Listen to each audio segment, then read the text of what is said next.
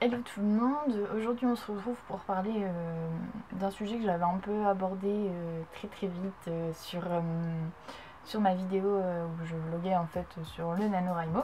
Je vous avais dit que j'avais eu une perte un peu de motivation pendant quelques temps parce que j'avais reçu une critique en fait qui m'avait un peu chamboulée et que en y repensant en fait ça valait pas le coup de tout arrêter pour ça. Donc du coup j'ai décidé de vous faire une vidéo sur comment accepter les critiques, comment passer outre les refus et comment bien vivre avec tout ça en fait clairement. Donc je vous explique un petit peu, j'avais déjà fait en fait un salon près de chez moi et c'était il fallait donner notre livre qui devait être sorti du coup dans l'année du salon, enfin bref, voilà. Et la première fois ça s'était super bien passé, j'avais vraiment adoré faire ce salon, c'était vraiment top. Donc je m'étais dit j'aimerais bien le refaire, du coup je vais essayer de publier mon livre dans les temps pour que justement je puisse y assister. Donc moi j'y croyais dur comme fer, je me suis dit oui super ça va être top, je m'imaginais déjà là-bas, bref. et du coup c'est pas passé. Et quand j'ai reçu le courrier me disant que non, ma candidature en fait était rejetée, je l'ai pris sur le coin de la gueule clairement, c'était très compliqué à gérer parce que je me suis dit voilà ok, s'ils veulent pas de mon livre ça veut dire que c'est de la merde et que ça sert à rien de continuer, clairement je me suis dit ça. Et puis j'étais vraiment anéantie, je sais que c'est complètement débile de réagir comme ça mais je suis une des personnes je suis une personne qui prend vraiment à cœur ce qu'elle fait et dès que on essaye de me tailler un petit peu, ça passe pas trop. Voilà, donc bon, j'ai gardé la lettre de refus. Je me suis dit qu'il y avait plein de gens qui avaient des lettres de refus et que dans tous les cas, c'était pas forcément de la merde ce qu'ils écrivaient. J'ai essayé de me raisonner un peu comme ça, mais c'était vraiment pas simple parce que c'est jamais simple de se voir refuser l'accès à un truc qui nous donne envie, bref. Et donc je me suis dit que c'était le bon moment pour vous faire une vidéo sur les critiques, sur les critiques négatives. Bon, il y a aussi des critiques positives, heureusement. Donc c'est vrai que les critiques positives, on les accepte beaucoup plus simplement parce que ça fait toujours plaisir de voir que certaines personnes vous suivent et des personnes qui sont pas forcément proches de vous. Et du coup je pense qu'il faut, pour pouvoir accepter les critiques négatives, il faut aussi célébrer en fait les critiques positives. Dès que vous avez une critique positive, une personne vous dit qu'elle a adoré votre livre, c'est que c'est le cas, elle va pas aller vous mentir, elle a rien à gagner à vous mentir. Donc voilà, célébrer les petites critiques positives parce que ça fait toujours du bien d'en avoir. Du coup voilà, donc je sais qu'il y a certains auteurs qui notent un peu toutes les critiques positives qu'ils ont eues, comme ça dès que ils ont un petit coup de mou, et ils les relisent. Moi je le fais pas, mais c'est vrai que des fois relire les critiques, les commentaires sur Amazon, ça fait du bien, bon à part les mauvais, mais ça on en parlera après. Donc si vous êtes du genre à bien aimer relire des choses comme ça, faites-le. Parce que c'est toujours sympa de pouvoir relire les petits moments de bonheur quand on va pas très bien. Ensuite, il y a du coup, on rentre dans le vif du sujet, il y a les critiques négatives. Faut savoir qu'il y en a de plusieurs sortes. Vous avez les critiques négatives qui servent à rien, clairement. Des critiques qui sont juste là pour être méchantes. Et celles-là, il faut savoir passer outre, en fait. Mais c'est vrai que c'est très compliqué. Moi je sais que j'en ai eu une récemment sur un commentaire Amazon et j'étais dépitée, je me suis dit mince, c'est pas possible, pourquoi d'autant de haine quoi. Bref, et ça il faut vraiment savoir prendre du recul je pense. Je vous dis ça mais moi j'en suis incapable sur le coup. J'étais déjà en train de me dire bon vas-y j'arrête tout, c'est bon c'est mort, mais faut pas réagir comme ça parce que c'est bête, vous remettez tout en question pour des personnes qui si ça tombe en fait n'ont même pas lu votre livre, c'est juste pour être méchante. Et après j'ai regardé le profil de la personne et j'ai vu qu'elle mettait des commentaires négatifs à tout. Et là je me suis dit bon allez, reprends-toi, c'est pas très grave. Donc celle-là, les critiques qui visent uniquement à être méchants et qui n'ont du coup aucun intérêt, il faut savoir passer outre. Je vous dis ça mais c'est vraiment pas simple.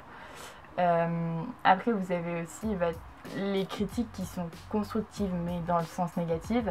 Celles-là il faut savoir les accepter parce que tout le monde ne pourra pas aimer votre livre, vous pouvez pas plaire à tout le monde clairement, mais ils vont peut-être vous donner des petites pistes pour vous améliorer. Par exemple, ils trouvent que les descriptions ne sont pas assez pointues, les personnages manquent d'un petit quelque chose. Peut-être que sur le prochain roman vous ferez attention à ça et ça rendra encore meilleur votre écrit. Donc ça, il faut vraiment les écouter mais pas se démoraliser en se disant oui je suis nulle, parce qu'il y a des personnes qui n'aimeront pas ce que vous faites quoi que vous fassiez. Voilà. Ça peut être une question de genre, peut-être qu'elles ont lu votre livre mais qu'en fait ça ne les correspondait pas du tout et du coup ça leur plaît pas forcément. Vous avez déjà lu un livre que vous n'aviez pas aimé parce que c'était juste pas votre genre de livre. Voilà, il faut vraiment faire la différence entre les critiques qui sont uniquement là pour blesser, pour être méchant. Je sais pas s'il y a une histoire de jalousie ou enfin j'en sais rien, je sais pas trop ce qui leur passe par la tête. Il y a ces critiques là et il y a les critiques qui sont constructives. Donc celles-là, oui, vous faites attention, vous les acceptez et vous vous remettez un petit peu en question forcément, parce que dès qu'on a une critique on se remet un petit peu en question, mais il faut pas se démoraliser. Voilà, c'est vraiment une nuance qu'il faut comprendre, parce que accepter les critiques et se remettre un peu en question, c'est très bon, parce que qui n'accepte pas la critique restera comme ça. Et voilà, il faut bien se rendre compte que le livre peut pas plaire à tout le monde, qu'on n'est pas des robots, donc on fait quelques erreurs, c'est normal. S'il y a quelques petites fautes d'orthographe, c'est pas grave, même dans les meilleurs livres il y a des fautes de frappe, donc ça peut arriver. Mais voilà, comme ça vous ferez un peu plus attention la prochaine fois. Donc voilà, donc vraiment faire une distinction entre critique méchante et critique constructive. Et après la façon de les accepter, là c'est un peu vous, c'est vous qui... Enfin, ça dépend de vous en fait, parce que je sais que moi, dès que je reçois une critique, je remets tout en question, alors que je devrais pas faire ça, parce que c'est bête, mais je suis comme ça, et en fait quand je prends du recul, je me dis que ça n'en vaut pas la peine, mais sur le coup, j'en prends un grand coup, et c'est très dur de les accepter. Mais en fait moi j'ai besoin de prendre du recul et de me dire bon voilà, c'est faux, et il y a plusieurs personnes de mon entourage qui m'aident à le faire. Et du coup voilà. Et après il y a d'autres personnes qui vont s'en foutre complètement mais ça, enfin je dis pas que c'est mal, mais il faudrait quand même lire, tout du moins lire ce que la personne dit et essayer de comprendre, parce que dans les critiques méchantes, si vous en foutez complètement, ça c'est très bien parce que c'est ce qu'il faut, mais les critiques constructives ont toujours quelque chose à apporter. Voilà. Donc ça dépendra de vous, comment vous gérez, et du coup franchement essayez de vous focaliser sur les critiques positives, parce que c'est ce qui fait du bien au moral. Et dans tous les cas, dites-vous que vous ne pourrez jamais plaire à tout le monde. Si vous faites face à des critiques négatives et vous vous dites mince, je suis nulle, dites-vous que les auteurs que vous adorez ont aussi eu des critiques négatives. On prend l'exemple de J.K. Rowling, ok. Elle a été refusée je ne sais combien de fois des maisons d'édition qu'elle voulait. Et au final, son livre a cartonné, donc vous voyez que ça ne veut absolument rien dire, c'est totalement subjectif. Après, il y a Stephen King aussi qui a cumulé les lettres de refus. Voilà, donc vous voyez, il ne faut pas se démoraliser pour un avis, pour une personne, quand vous en avez 5 qui vont vous dire c'est super ce que tu fais, on adore. Voilà, donc c'était pour vous parler un peu de ça, parce que ça m'est arrivé récemment et du coup je pense que c'était le bon moment pour le faire. J'espère que la vidéo vous a plu, que vous avez un peu réfléchi à tout ça et que Vous allez maintenant prendre les critiques un peu plus positivement. C'est ce que je vais faire aussi, parce qu'il le faut. Donc prendre du recul, c'est très important. Laissez tomber les critiques qui visent qu'à faire du mal et qu'à vous blesser, parce que ça n'en vaut pas la peine. Et célébrer les critiques positives qui vous font du bien. C'est mes 3 conseils. Voilà, et je vous souhaite une bonne journée et à plus pour une nouvelle vidéo.